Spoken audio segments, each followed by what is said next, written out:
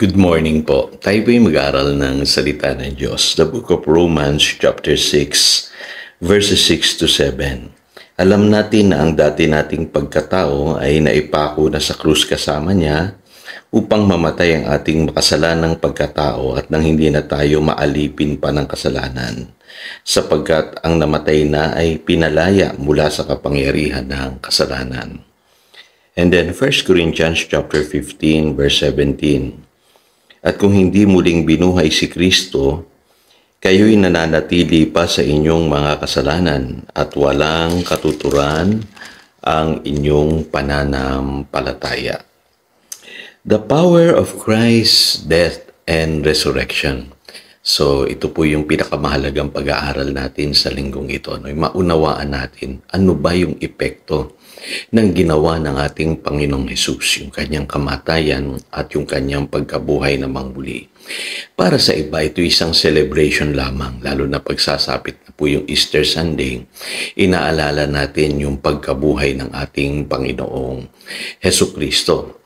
Pero dito po may pinapaalala po sa atin si St. Paul na dapat makita natin na sa kabila ng ating mga celebrations o pag-alaala sa ginawa ng Panginoong Hesus, dapat din ay makita yung epekto ng ginawa ng Panginoong Hesus sa krus at yung kanyang pagkabuhay namang muli sa ating mga buhay.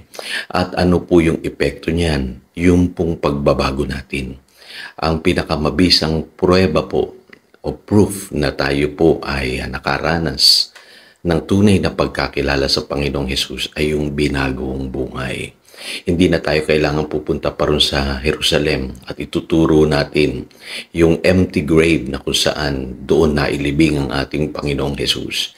Ang pinakamabisang ebidensya po na naranasan natin yung kapangyarihan na ginawa ng Panginoong Hesus sa ating mga buhay ay yung atin pong pagbabago. Kaya alam niyo po malinaw sa Biblia na may dalawang klase po ng righteousness.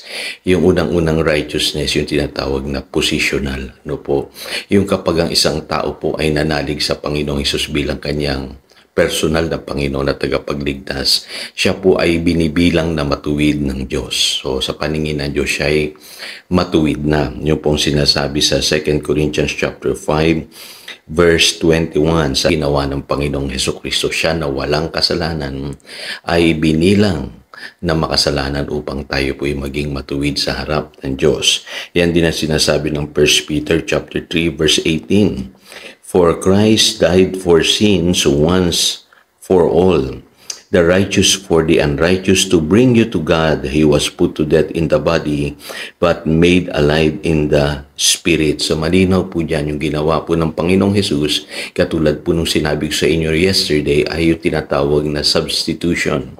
Siya na matuwid, ay namatay para sa ating hindi matuwid. So sa krus meron po nangyaring divine exchange. Yung pong sinasabi ng Isaiah 53 verses 4 to 6. Yung ating mga kasalanan ay napunta sa Panginoong Hesus at yung kanya namang katuwiran ay napunta po sa atin. Yan po yung positional righteousness na tinutukoy po ng Biblia. Pero meron pa pong isang klase ng righteousness na yung tinatawag pong actual or experiential na righteousness. Ito po yung dapat nararanasan natin sa ating buhay, yung epekto ng pagbabagong ginawa sa atin ng Panginoong Hesus. Dapat po mamuhay tayo ng malaya na sa kapangyarihan ng kasalanan. At dito po nakakalungkot, maraming mga Kristiyano ang hindi po nakakaranas nito. At napapawalang silbi po ang kamatayan at pagkabuhay namang muli ng ating Panginoong Hesukristo. Kasi ang dinaw-dinaw po sinasabi po dito sa 1 Corinthians chapter 15, verse 17 ay ganito, At kung hindi na muling binuhay si Kristo, kayo'y nananatili pa sa inyong mga kasalanan. So, ibig sabihin, may kapangyarihan pala ang pagkabuhay namang muli ng Panginoong Hesus na alisin tayo sa kasalanan. Sa Romans chapter 6, verse 6, ganito po ang sinasabi.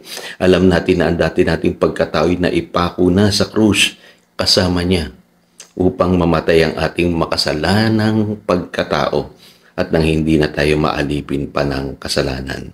sapagkat ang namatay na ay pinalaya mula sa kapangyarihan ng kasalanan. Napakalinaw po ng Biblia, mga kapatid. So hindi lang dapat natin sineselebrate o kine-commemorate ang pagkabuhay na muli ng Panginoong Hesus. Hindi lamang natin inaalala tuwing mahal na araw yung kanyang suffering. Dapat po nararanasan natin ito sa ating buhay. Bakit ko po nasabi yan? Kasi malinaw po the same power that raised Jesus from the dead, sabi sa Romans chapter 8 verse 11, ay ibinigay ng Diyos sa atin.